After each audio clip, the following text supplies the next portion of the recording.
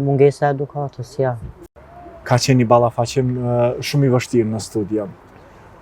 Jeni ndrejsh me Gjenetën ajo? Para prakisht ato që dashta me thonë për mesazhin tem si nuk është vlerë, edhe pse nuk është vlerë, e thasht në atë kohën e prime, tek neve shumë pak ke mujt me taku njerëz rrugës që është apasionum, kështu që nuk është se më duket ka pas ndaj efekt. Nuk kam pas konflikte, përkundrazi unë nuk e njoh personalisht, nuk më ka afektu, unë vetëm flas në aspektin profesional edhe në bazë të secili individ kur është publik, ato çfarë mu m'jap me pa dhe çfarë është publike. Nuk jam prish ndonjëherë as jam ndresh ndonjëherë, kështu që nuk është se Keni taku pas atij ballafaqimi live me të? Jo. Po nëse takohesh?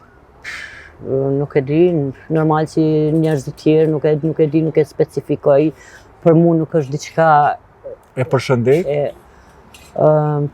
Nuk e di nëse, nuk kam ndonjë farë ide, me thonë drejtën në përgjithësi, mundona jam personi i cili vërtet mundohem me qenë e sjellshme dhe me pas mirësjellje me të gjithë.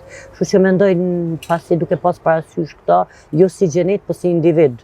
Ndoshta e përshëndes, po jo në atë aspekt, nuk kam diçka me shtu, ajo është vetëm një vlerësim i jam në aspektin profesional dhe mendoj si ka qenë profesional, po nuk ka qenë diçka personale, nuk e njoh personalisht, asnjëherë nuk është tendenca me lëndu dikënd, kaq. Na tregoni, ballafaqimi jot me Gjenetën në studio ishte paksa i ashpër. Si u ndjeve në ato momente?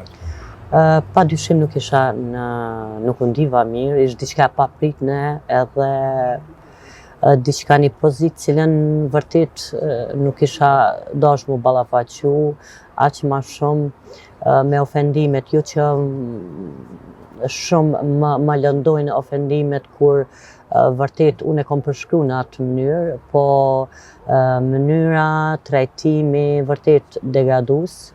Mendoj si aty, nuk e di, u bo diçka e madhe, pa qenë e madhe.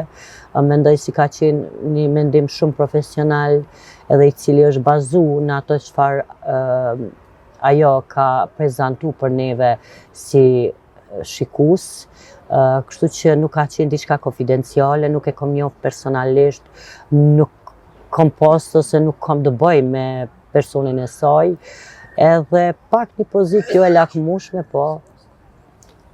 Cila ishte përgjegjja